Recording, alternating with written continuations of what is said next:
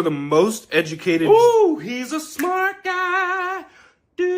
Yet, the least financially stable and worst paid generation in history. Turns out every college was a clown college. Is this why you always long for going back to the 90s? Why? Because I had no bills or responsibilities, and my biggest worry was what passive-aggressive lyrics would make the best away message, so people would ask, "What's wrong?" Just so I could say, nothing. What? Yeah, that's why I miss the 90s. Are you okay? I dropped money I still don't have on a piece of paper that just basically says, "Ha! Got him!" Of course I'm not okay. Well, if you lazy millennial. Not now, Betty Gripe. Now, if you would excuse me, I'm going to take a bottle of Barefoot to the face, because what's another kick in the teeth, right? He has a broken spirit. In a broken bank account.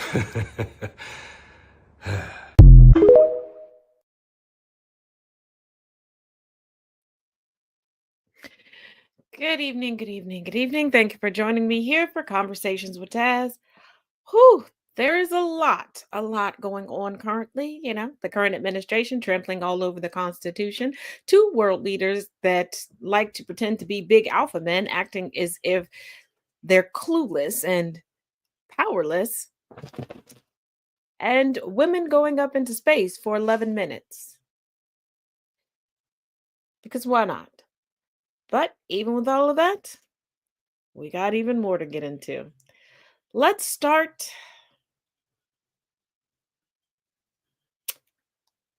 Just take a look. Nothing worse than being a woman in this business. I sometimes wish I was African American, because I think at least people don't bash them afterwards when they say something about a reality which is very hard for a woman to open it. I think even hard. I think it's probably the hardest to be a woman, because feminists is probably something that people hate above all.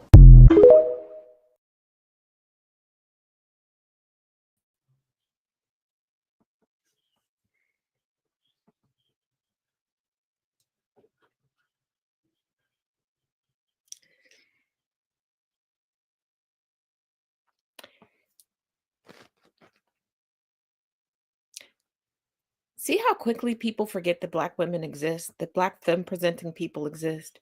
They really think that our issues are linear, that there's only one issue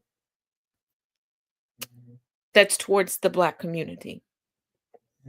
And nothing affects Black women, right? But yeah.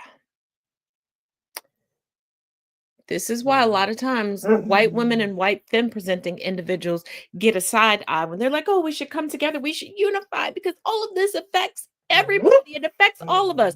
No, you just don't want to do it.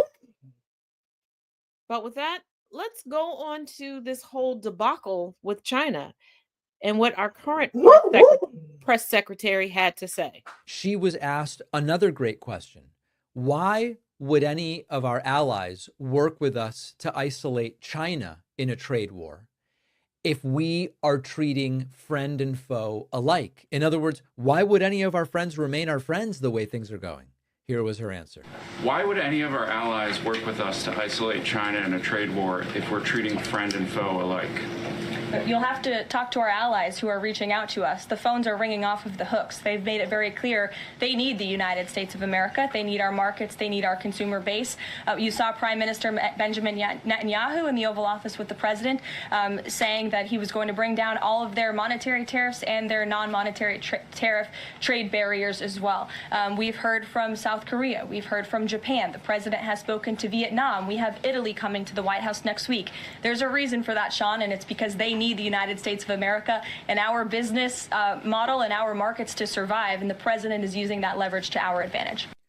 Her answer to a very good question. Right? The core of this question is something we've been talking about, which is even if Trump puts in tariffs and then cancels them, and you can sort of say we're nominally back to where we were. Like imagine that after whatever pause there is, or like imagine there's no tariffs in the end at the end of the day, even though we already have some, but imagine we go back. There is this irreversible damage that's been done because now the United States is not seen as a consistent and steady partner. We are now seen as, no matter what we say we will do, at least under Trump, at any moment, that might be canceled. Trump did it with the Iran deal during his first term. It's a great question. And Caroline Levitt's answer is to list countries that called, supposedly. And by the way, the fact that you called doesn't really mean anything. The fact that you called doesn't suggest who's getting the upper hand or who's actually negotiating something that will be better for their citizens.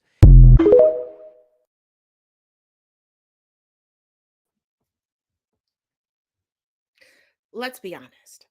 She brought up that all of these countries are coming to the White House to meet with Trump.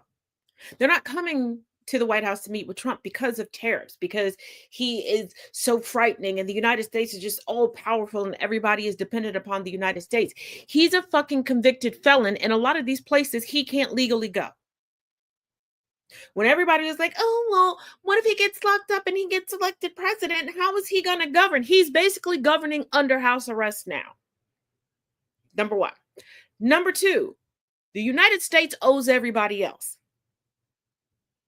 United States owes everybody else. So who's in control? Debt collectors will call you.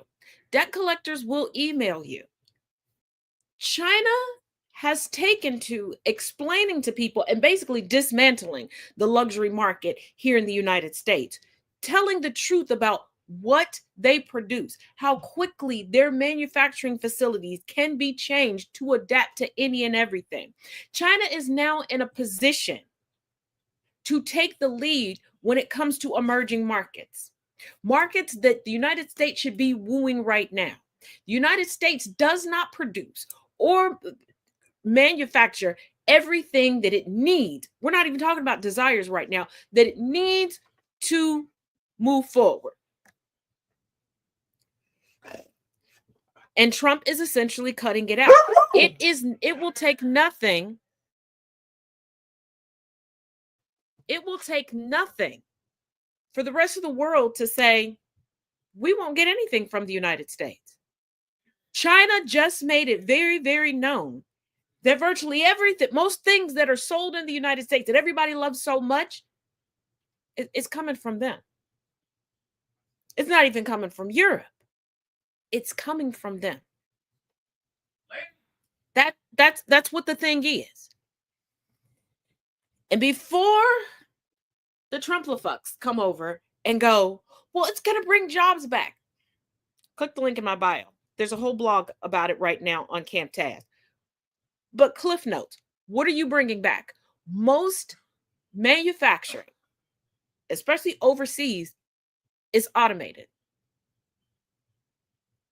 And a lot of these jobs that people have been trying to bring them back. People have been trying to build factories. Let us not forget what caused it. They're eating the dogs. They're eating the cats. Because in that city, they were like, we need jobs. We need jobs. We need jobs. That companies were like, bet, here's the jobs.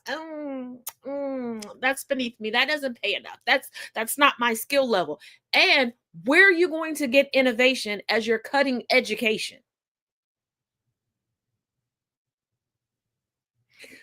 So Trump is creating this trade war that's essentially going to cut us out of it. We're not going to be marketable to anybody, eliminating a chunk of our workforce, which pulls away from the economy, which pulls away from what goes into what you all want to call entitlements, Social Security, Medicaid, Medicare, food stamps, all of these things. Where's the money going to come from? Where's the money going to come from? And if you think that the top 1% all of a sudden is going to get an epiphany and go, we should really treat people well and make sure they're healthy and they can make us more money, they won't. They won't. They already have the companies and the factories in other countries. They already have customer bases in other countries. A lot of them have residences here for tax breaks. They want citizenship here to hoard more of their money.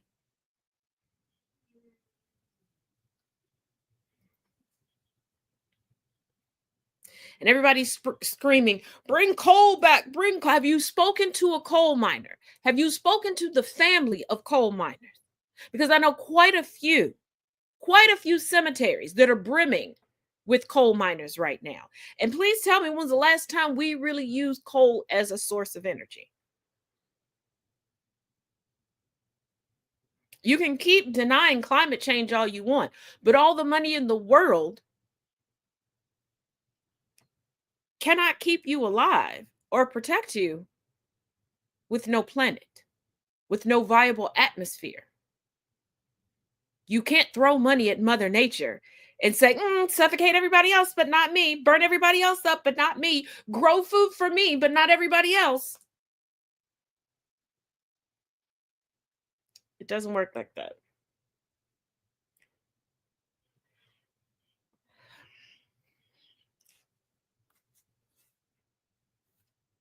And speaking of the climate and climate change, coming from Politico, federal judge orders immediate thaw of climate infrastructure funds.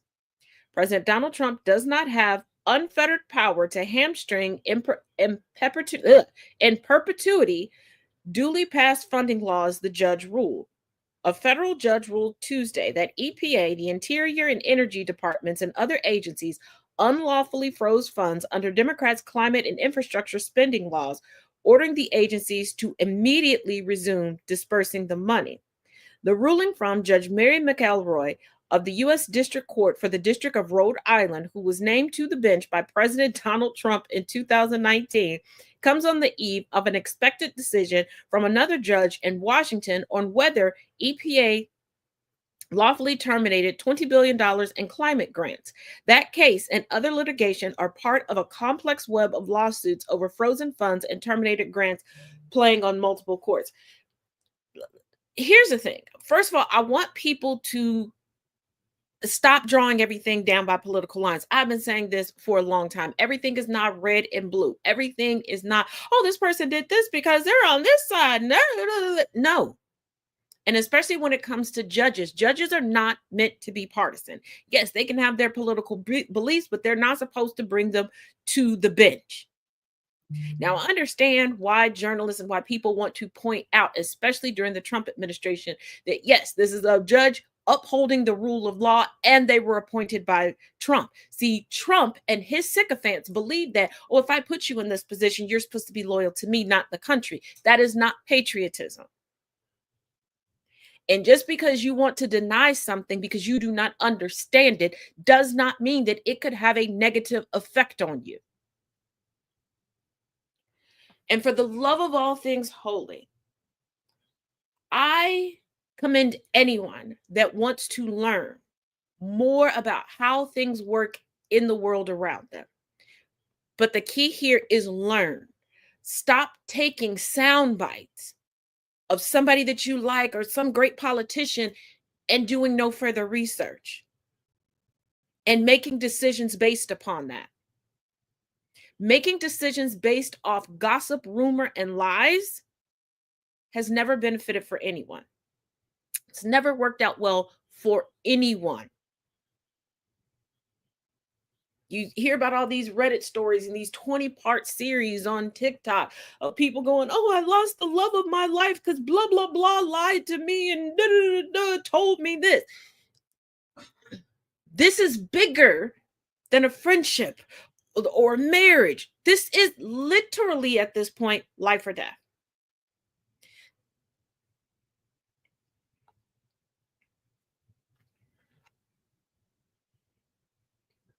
But let's continue. The ruling from Judge Mary McElroy of U.S. District Court for the district.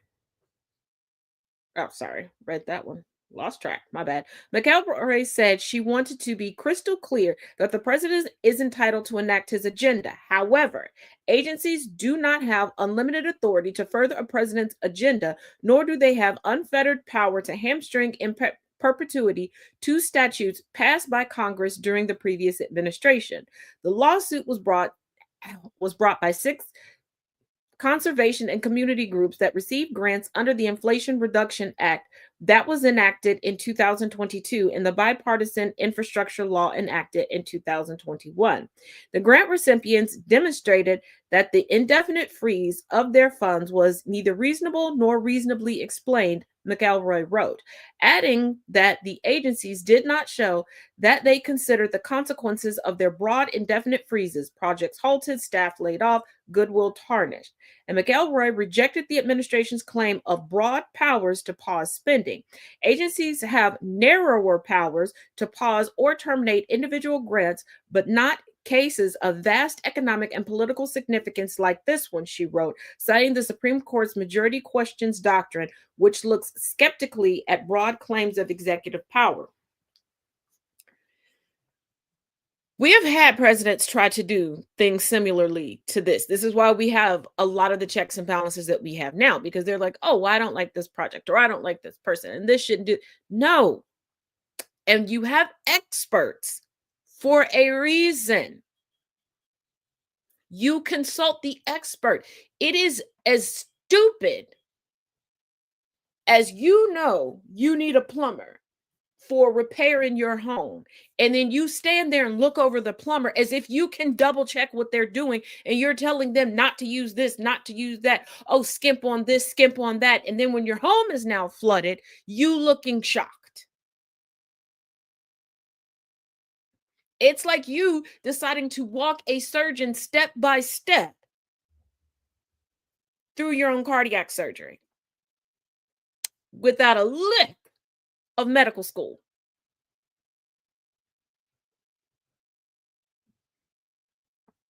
And for people still praising Trump for all these cuts, oh, he's cutting waste, please explain to me how he's already spent $155 million playing golf. Please explain to me why, instead of taking an hour drive while he's setting the country ablaze to go watch, I believe, a UFC fight, or he took Air Force One.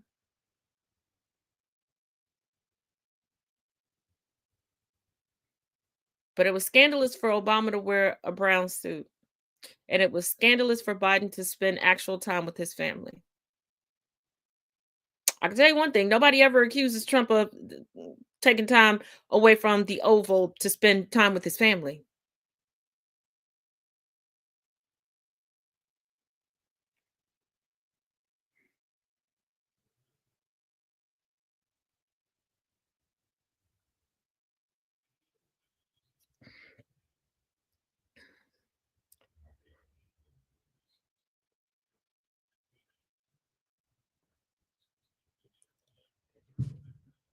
Now, from the basket of, at this point, I don't believe anything is strange in this timeline of the Upside Down, where the Twilight Zone and Tales from the Crypt came together and had a love child. But coming from host, CNN's Dana Bash interrupts Trump's Oval Office presser to tell viewers the network does not hate our country.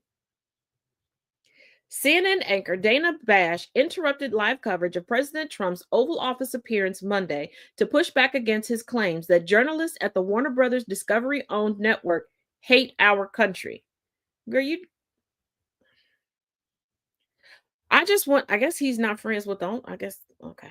I just want to say, for the record, since we heard President Trump say in the Oval Office that CNN hates our country, CNN does not hate our country, Bash told viewers after Trump made the remark. That should go without saying. First of all, supporters of Trump, I have a big question. You have a problem with all of these other networks, and you're saying that there's so much favoritism.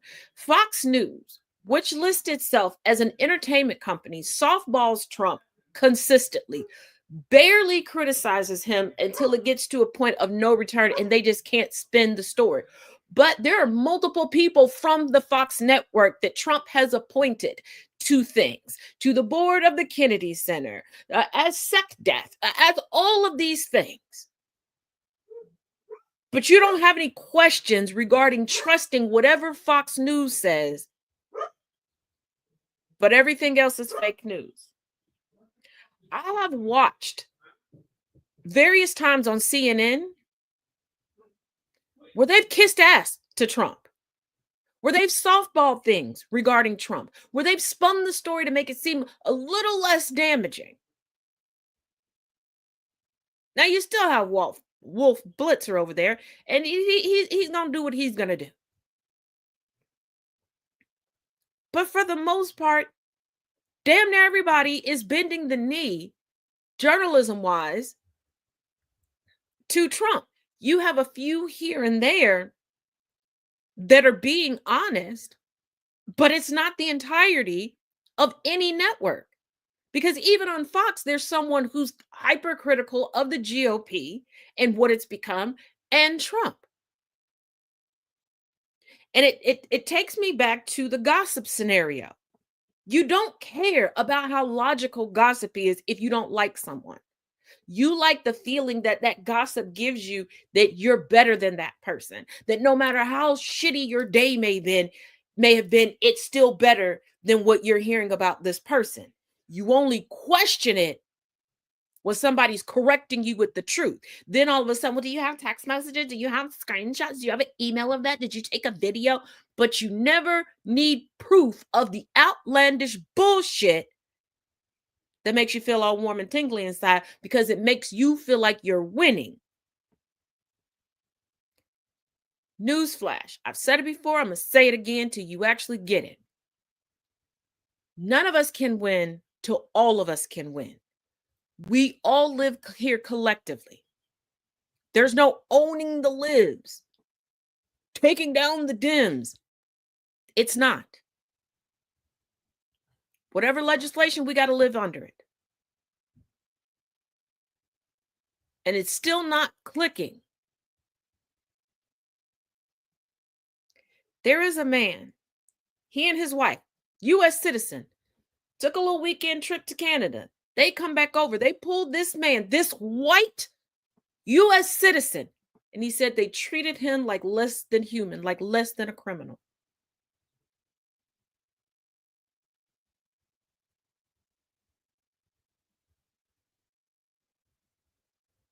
I've seen the comments where people are like, oh, well, talking about these illegal deportations. Let me explain something to you. If our crime problem was being imported in, self-imported or imported by other people, wouldn't it be so great and just drive the point home and really get the whole country to rally behind them if they allowed these people to go through due process and then they had convictions, court records to go, see, we were right. This is the danger. We got to come together and save the U.S. But they're not. They're not telling you who they're snatching up. They're not telling you why. They're moving them all around the South, shopping for courts that they believe will be heralded by judges that are loyal to Trump and not the country. Everything that they're saying in front of your face on camera is about getting people to be loyal to Trump, instilling fear. You have a Nazi in Tom Homan. The Borders are, where he's getting his brown shirt wet dream off. And that's his power play. Pam Bondi is trying to power play for herself covertly and still impress Trump.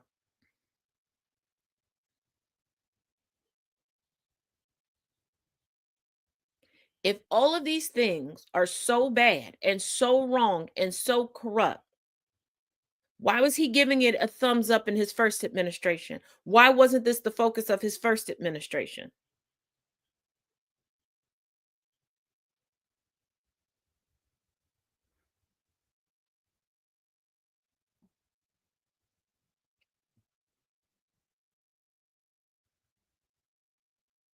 At some point, we have to get to the point of getting away from calling each other sheep and snowflakes and start thinking and start listening and start reading. Because no more can anybody say, well, MAGA just reads the headlines. So do you on the left. Oh, MAGA's so racist. And so are a lot of y'all on the left. And even some of y'all that try to toe the line. Because I cannot tell you how many times I will post an entire article.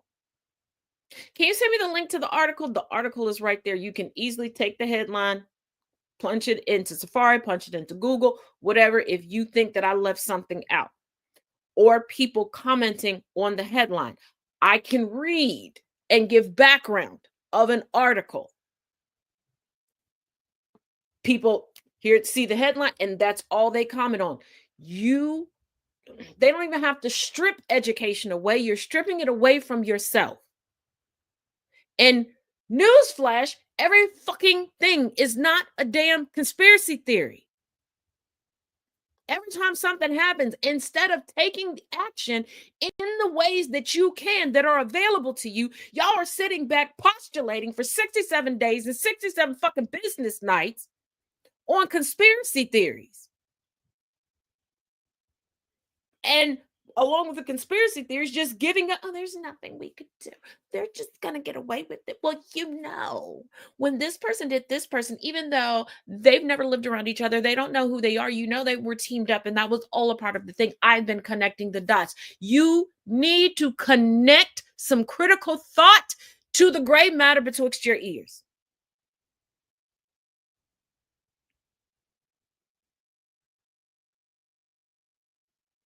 Because y'all get on Red Note, instead of, oh, China is so advanced past us. But then you the same dumb motherfuckers that thought that they were selling us cheap shit. You think that we're going to be able to compete with them. When y'all openly talk about your conspiracy theories regarding Beyonce, claiming that she is so powerful and she's sacrificing all of these people. If she was doing that, wouldn't y'all have a little bit more fucking fear? Like, y'all don't do shit. You don't fucking think.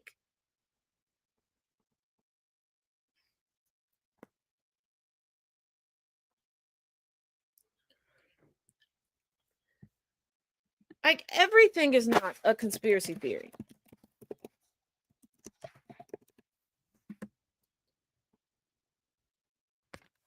Sometimes y'all just ain't smart. Wait a minute. I think it did.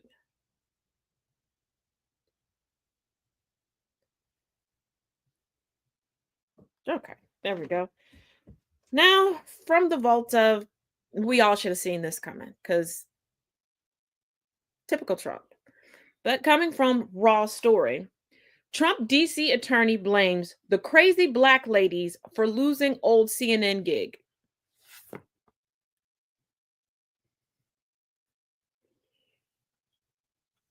Is there anything in this country they're not going to try to find a way to blame black women for? Are we now going to be blamed with how long it took for Trump to lose his virginity? Are we now going to be blamed for the fact that Lindsey Graham ain't never been married? Like,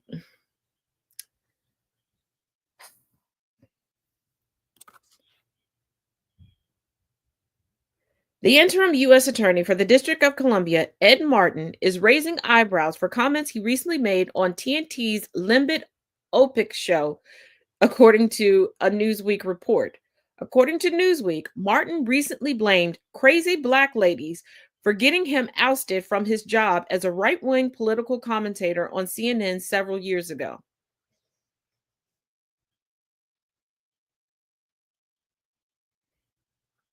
I cannot wait for the day that we black women get the power that everybody believes that we have in their head. Because baby. Because what I want to know, like, when they start handing out our superpowers, like, what superpower am I going to get? What superpower am I going to get? Because y'all going to be sick of me because I'm going to overuse them. I am most definitely going to overuse the superpowers because I'm the type of person, if you're gonna keep accusing me of shit, I'm not gonna make you a liar. I'm gonna make you a truth sayer. I'm going to make you a prophetess, truth sayer. Okay, I'm gonna bring all that shit to reality. Like, we so powerful, but we can't even get justice for ourselves. We so powerful, and we can't even get proper medical attention for ourselves. So, what's the power? What's the power? Let's continue. I was a CNN contributor slash commentator for about a year. I got fired because the crazy black ladies demanded I be fired because I didn't take their nonsense. Literally, that happened. Martin told host Limbit Open. You lasted a year. You weren't good at your job. Like, it is okay to say you weren't good at a job or that you just didn't mesh well with others.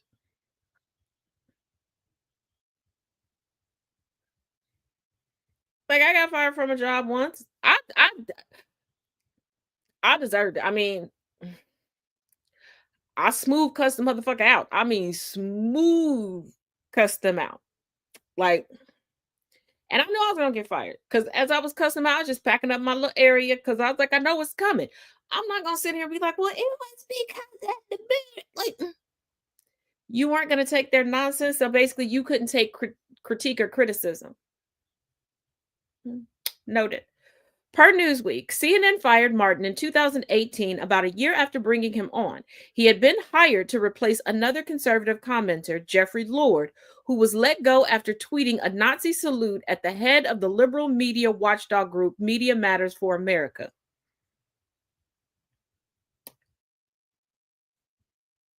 It is unclear why Martin was fired. However, Newsweek reports the move came shortly after he said on his radio show that some of his fellow panelists on a particular segment were black racist.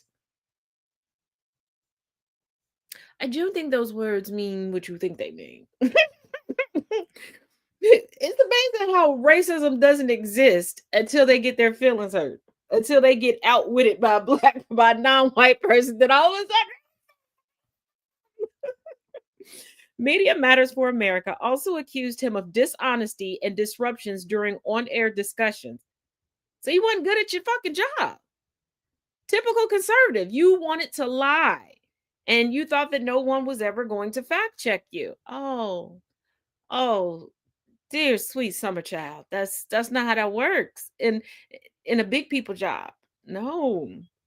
Martin can serve as DC's interim U.S. attorney for 120 days if he is not confirmed by the Senate, where Democrats are trying to block him from gaining confirmation. Well, he is a liar, and he is a liar, so that's not really a good look.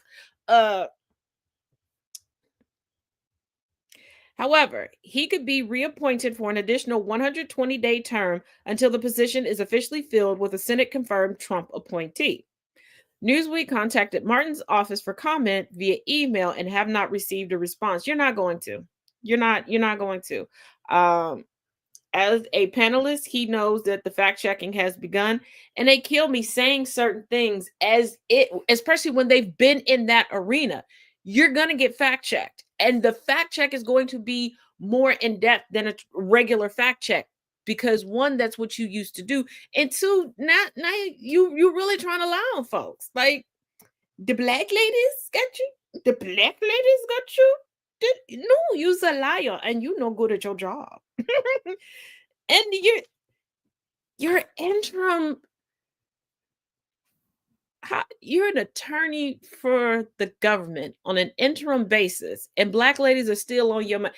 You still worried about that job? Like, you got a promotion. I mean, a temporary promotion, but you worried about that's like getting fired from McDonald's and then years later becoming a VP for Amazon, but you still harping about and talking about the fact that you fucking got fired from McDonald's.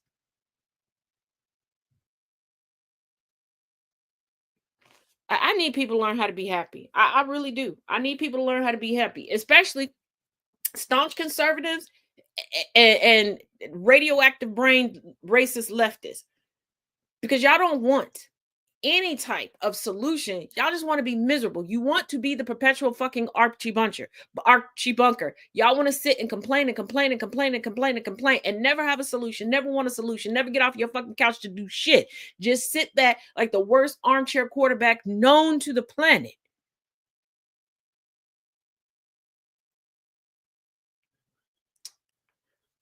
Now, child,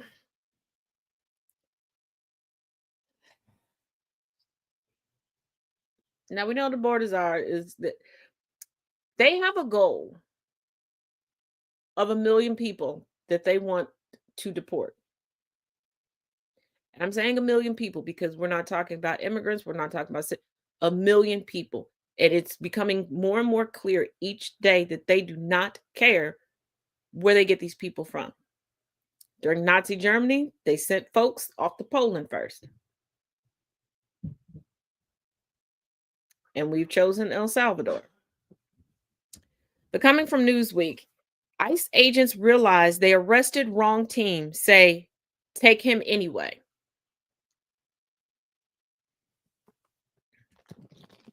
Yeah.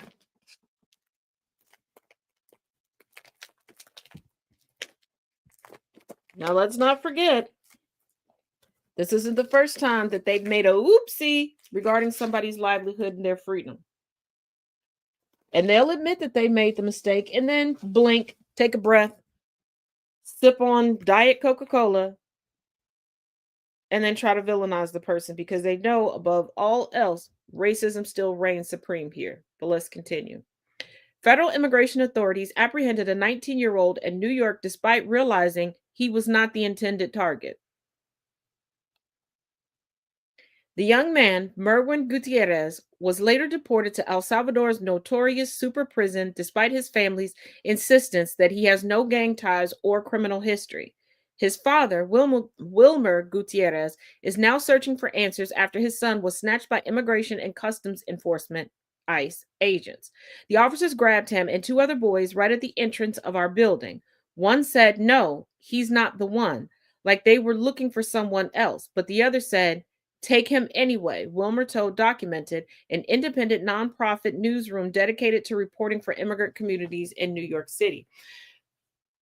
They have a quota. Now, I don't know the age of anybody watching. Now, you're at least 18 for this channel. But here's the thing. There was a point in time, I don't know if there are still police departments that do it, but they had ticket quotas. And people started getting tickets for the most ridiculous things that were vague and you couldn't quite prove in court. They have quotas. If you believe that you are safe, you are not. Let me repeat this. If you believe that you are safe, you are not. You are not. You absolutely are not.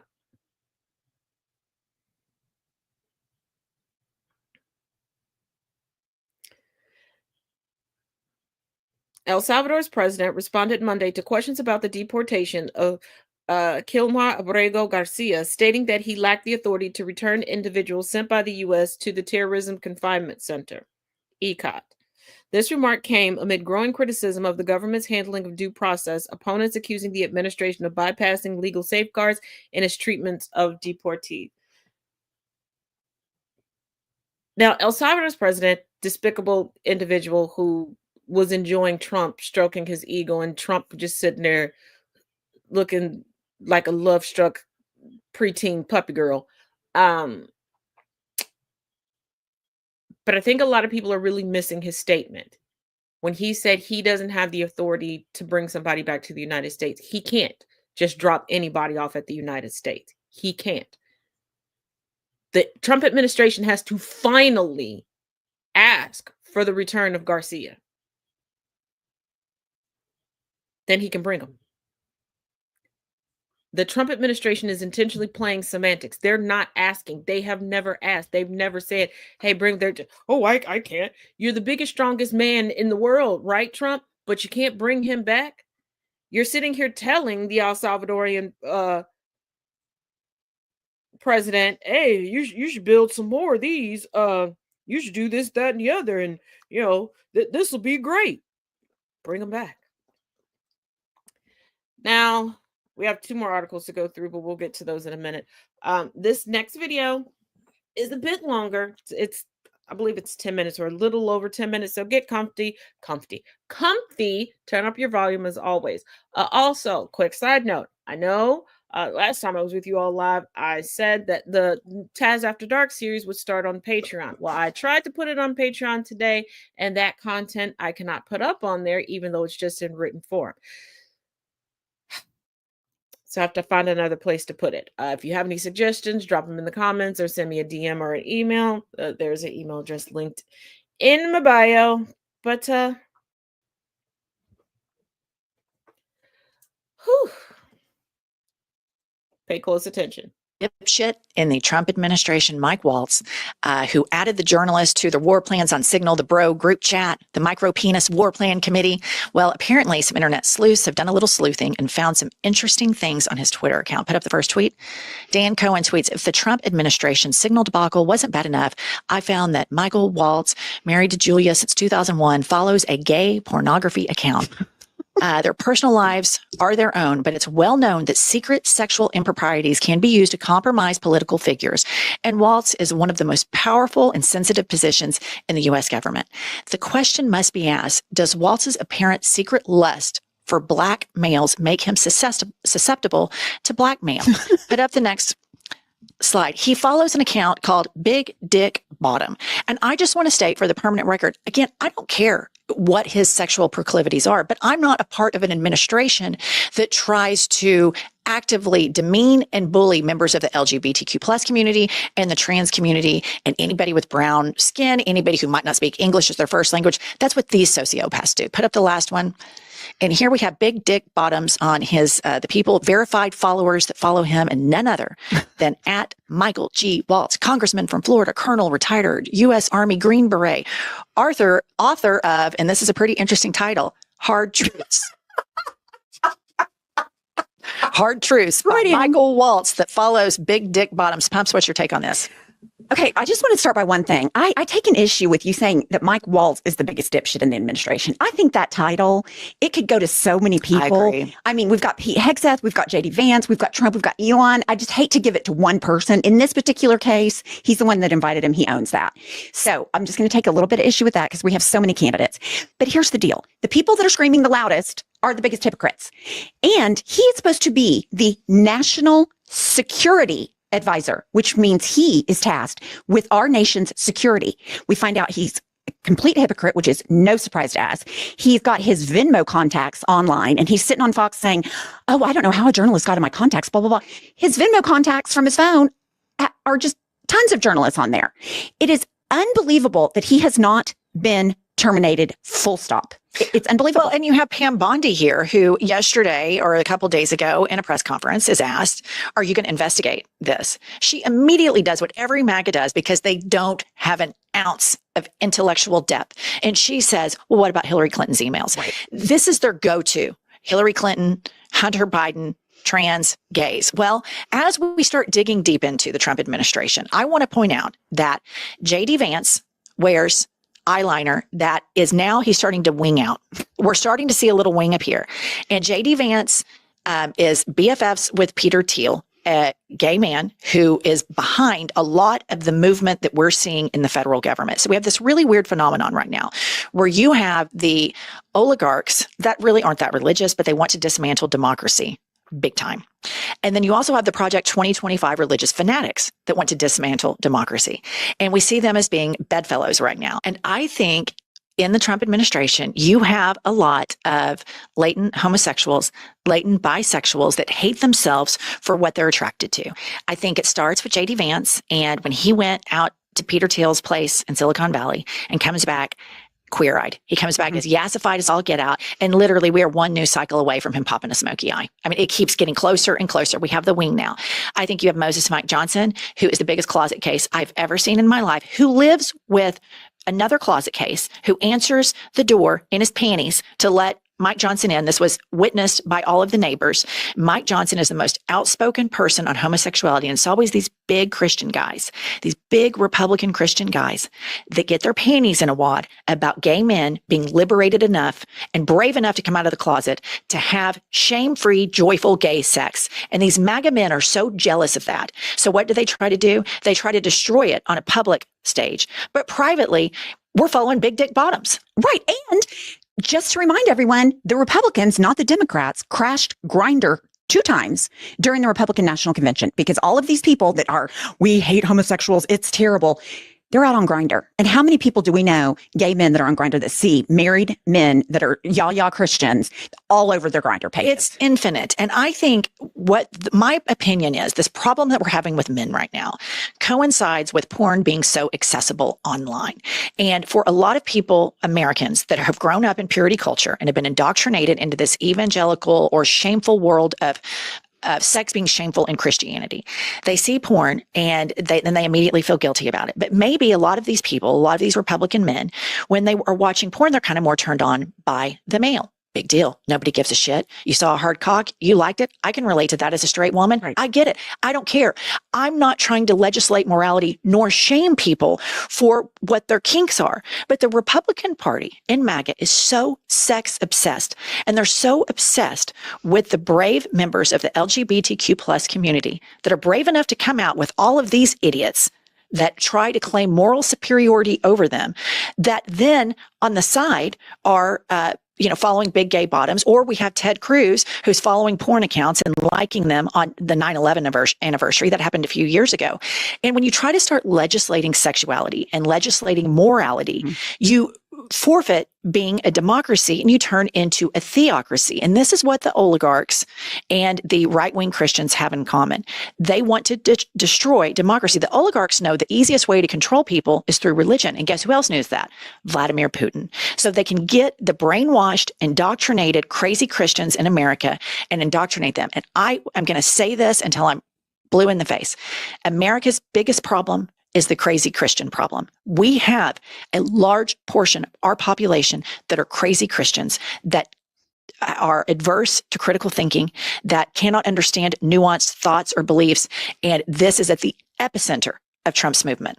Absolutely. And the cruelty that they choose to take from the Bible versus all of the things that Bernie Sanders says, help the poor, give everybody Bernie health. Sanders is an atheist Jew. Right. But I'm saying in the Bible, it's feed the poor, help the sick, feed the poor, don't judge anybody, blah, blah, blah. They take all of the crazy, mean, cruel stuff, and that becomes their life mantra. And now their political views in this Project 2025, which if you go down the list, Project 2025 and the first, 9-10 weeks of the Trump administration, check, check, check, check. So this is a pattern of behavior to control people, to take these people that are unable to critically think, that are indoctrinated to grift, that are indoctrinated to keep secrets and say, well, I can do all this bad stuff, but I ask Jesus for forgiveness and I'm fine. I think we would be intellectually remiss not to point out that historically Christianity has been a very cruel religion. Anybody who studies history and studies what Christians have done, it has been a very cruel movement. It is only recently that we have this where we really lean into helping the poor, helping the sick. I mean, slavery was justified by Christianity. Look at the Crusades. So religions in general have been big facilitators of war, hate, prejudice, misogyny, and all of the things. And so I think that what we see is the base of MAGA and the base of these evangelical Christians are still in the same line of what Christianity has always been historically. And then you have the Christian light people right now that really focus on some of the kind things that Jesus said, and we're only putting all of our chips in on that. And Noah probably didn't get on the ark, and Jonah probably didn't live in the whale. And that's a bridge to people who then can say, all of that is probably bullshit. And yes, I can look to the fictional character Jesus Christ in the Bible to being inspiration. But it's important when we talk about religion that we historically get it right. It has been a very cruel religion that has started a lot of wars and justified very horrible things, particularly in this country, the South. These were all the Bible thumpers that justified slavery, segregation, and so on. And these are still the people today, the descendants of these people that are now clutching their pearls about DEI.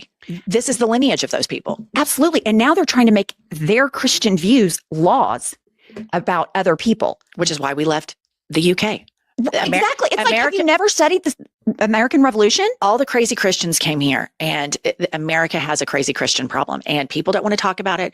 And people hear when that's called out, well, no, they're not real Christians, or I'm a real Christian, and Jesus this and Jesus that. It's all a problem within Christianity. And until that is reconciled within that faith, it's going to persist. And politicians don't want to talk about it because they're fearful that they will lose voters. And there's always this deference given to religious people that in any other world wouldn't be given. If somebody was saying crazy shit like the earth is flat, people don't give them deference. The Bible says the earth is flat. It got that wrong. And we still, as a nation, in the year 2025, give anybody who claims that they are Christian deference. And that's why you've got all of these closet cases from Mike Waltz to Mike Johnson, among many others who are complete closet cases, and at their core are fanatic religious whack jobs that are so miserable that they can't have shame-free gay sex, that they want to make sure nobody else can have shame-free gay sex. Right. And we've been saying it. It's our opinion, but it proves to be true over and over and over again. Yeah, I think that the core of this is a lot of Freudian latent homosexuality and bisexuality.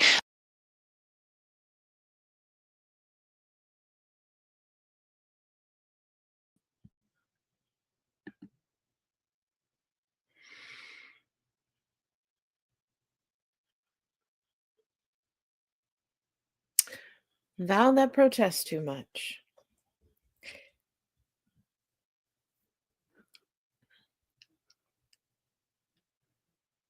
One thing I really struggle to understand are the people who make the rules for society, upholding rules that make them miserable.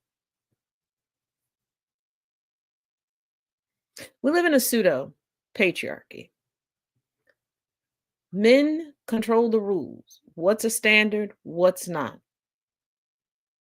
And the amount of men living in misery because they cannot be their true, authentic, unapologetic selves because of the rules they uphold. And the ones that uphold these rules, these standards the most, don't really want them to exist, but they want their misery to have company instead of them just evicting their misery. It is a diabolical cycle. It is like you working hard to own a home and you allow others to set the rules that are not comfortable for you. But instead of you changing them so that you can be comfortable in this home that you worked so hard for, that you've decorated, that you put food into, that you pay the bills in, you sit in that home resentful. And then you start looking around the neighborhood because you need everybody else to be resentful and bitter right along with you. So y'all go out and work every day to sustain something that brings you no joy. Now, before I said there were 2 articles left, my apologies. I had saved one article twice. My bad. But the final article comes from Fortune. Mark Zuckerberg suggested wiping everyone's Facebook friends and making users start again to boost the platform's relevance. Sweetheart, you're going to need an actual algorithm because right now you can only see stuff from people you friended. Now, when y'all started the whole following thing where people could come and follow you, it's a little stalkerish, a little stalkerish. But it still doesn't give you a lot. You allow people to be in an echo chamber, and the people who love you the most, they love that echo chamber. Having them start over from zero is not, they're just gonna leave. They're just gonna leave. Meta CEO Mark Zuckerberg took the witness stand on Monday amid a landmark antitrust trial against the company. Various emails from Zuckerberg's past communication were introduced as evidence, including one from 2022 when the Meta boss proposed a crazy strategy to boost Facebook's waning cultural relevance, deleting all users' friend networks. Option 1. Double down on friending. Zuckerberg wrote in a 2022 message to senior Meta executives. One potentially crazy idea is to consider wiping everyone's graphs and having them start again. Good luck with that. The message suggested, in response to growing concerns about Facebook's weakening relevance, suggested that the company could revitalize user engagement by eliminating existing friend connections and encouraging users to rebuild their networks from scratch. Once again, Facebook is an echo chamber. That's why there's not going to be much engagement. It's not going to be. Facebook is where people go to try to spy on one another and think that they can put the pieces together of people's lives. And nobody over there is an Inspector Clouseau. They're all Inspector Gadgets. I've seen people build entire narratives off of two pictures that didn't even have a person whose page it is in the pictures. Like, you want some creative writing ideas? Go over there and let your mind go free. The proposal was met with skepticism from some within the company. Tom Allison, the head of Facebook at the time, cautioned that such a move could undermine critical platform functionality, particularly on Instagram. He responded to the Meta boss, writing, "I'm not sure option one in your proposal, double down on friending, would be viable given my understanding of how vital the friend use how vital the friend use case is to IG." Zuckerberg passed the idea further, however, questioning whether a shift from a friend-based model to a follower-based model might be feasible. That would probably be better. That will probably be better. Just do a following with an algorithm and not an ad-based algorithm. Zuckerberg, you are too out of touch. Though the proposal was never actually implemented, as Zuckerberg noted in court on Monday, the email reveals how concerned Meta was with remaining competitive in a rapidly evolving digital landscape. Facebook, you're a boomer. This is why conservatives love you. You refuse to truly change. You're doing too much monitoring. You are a helicopter parent that puts people in an echo chamber and you siphon them what you want them to know.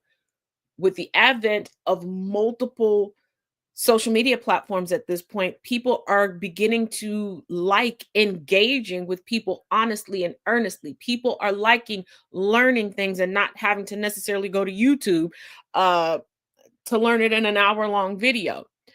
People are enjoying getting news from around the world, having parasocial relationships with people around the world. Facebook doesn't give you that. And you have looked at all these new platforms, and instead of getting engaged, having accounts, and I'm not talking about official Meta accounts on these platforms, like really make an account of your own and see what the interaction is, see what people like and don't like, and pulling what you can over to Facebook, over to your Meta products, you do dumb shit. You do dumb shit. You have a boomer mindset. You don't want to change. You don't want to evolve. Meta's antitrust trial. A separate internal email written by the Meta CEO in 2008 is at the heart of the FTC's ongoing antitrust case against the platform. In it, he wrote, "It is better to buy than compete."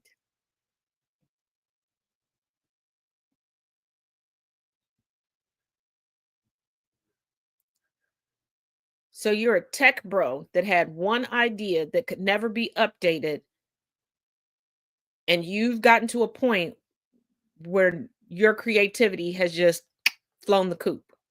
Got it. The trial, which began Monday, is a result of a year in the making case over Meta's acquisitions of Instagram and WhatsApp. The FTC's case alleges the company bought the rival platforms to squash competition and establish an illegal monopoly in the social media market. If Meta loses the case, it could be forced to break off Instagram and WhatsApp. And I have been, from what I can see, going in and out looking at this case. One, I need y'all, once again, stop with the conspiracy theories. Because all this, when TikTok went dark for the United States only, keep this in mind, for the United States only. When people were like, Meta bought TikTok, the whole fucking thing would have went dark. Things wouldn't be the way that they are. You have to realize, just like Pepsi and Coke learn from each other and go back and forth with products, Marvel and DC back and forth with things, companies do this. Companies do this. And as much as Mark Zuckerberg is drug in front of Congress, is in a courthouse, and they have to put in what he owns, that was a very quick fact check.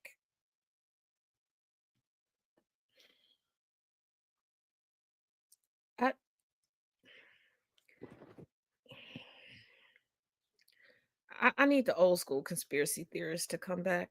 Like for real, for real. Like I really do.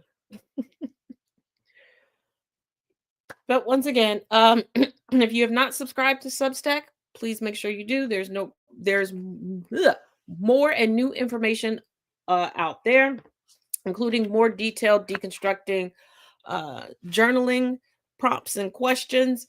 There's more detailed Black history for the anti-racism journey on there. Once again, like I said, I'm going to try to find a place for the After Dark series because it doesn't seem like Patreon is going to let me put it there. So if you have any suggestions, let me know, reach out. But as always, thank you for joining me here for Conversations with Taz. I will see you again on Thursday. And as always, each one teach one, each one reach one. Till next time. Fuck Donald Trump. Fuck Donald Trump.